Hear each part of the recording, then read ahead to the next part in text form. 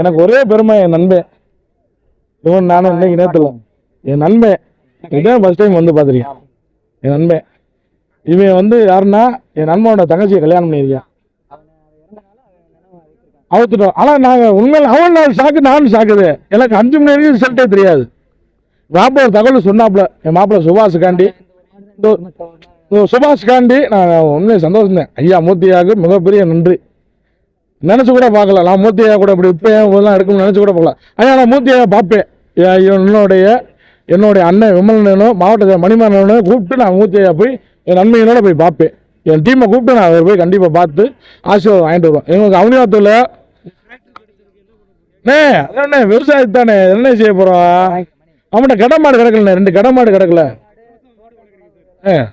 எனக்கு வயசு 31 வயசு, அவனுக்கு 32 வயசு. அவங்க அப்பா ஆரம்ப காலத்துலேருந்து வளர்க்குறாரு. அவங்க இப்பெல்லாம் மஞ்சட்டு மாடு வளர்க்குறாங்க. அவ்வளோதான் நமக்கு அதே பெருமை இல்லை. இதுதான் ஃபர்ஸ்ட் டைம். ஏன் ஊருக்கு ஐயா ஏன் ஊருக்கு வாங்குற எனக்கு பெருமையா? நான் 10 நாள் யோசிக்கவே இல்லையா. ஆரம்பத்தில் வந்து மாடு வந்து ஆரம்பத்தில் வந்து இந்த மாதிரி பேடிக்காட்டில் தான் அந்த காலத்தில் அவுத்தாங்க. அதெல்லாம் அப்படி அவுத்தது. இப்போ அதுக்கடுத்து இப்படி பல நெறிமுறையில் டோக்கன் வாங்க இது சிரமப்பட்டான். ஏன் போட்டு இப்போ இன்னைக்கு இந்த ஒரு டோக்கன் கிடைச்சதுனால அவுத்தோம். நாங்களே நினைச்சு பார்க்கலங்க. எவ்வளவு நல்ல மாடு கூட அடிமாடுக்கு அதான் போகுது. பயிற்சிலாம் ஒன்றும் சும்மா அவனியாத்துல கிடந்த மாட்டதான் கொண்டு அங்கே போட இறந்து போயிட்டா கொண்டு போட்டேன். அதை வளர்க்க முடியல, அவனால அவுக்க முடியல. நான் கொண்டு நண்பன் ஜெயக்குமார் நன்றி சொல்லிடுறேன். அவளை வரேன்டா என் நம்பி அசோகா மணிக்கு ஒரு வாழ்த்துக்கள். வருமாண்டி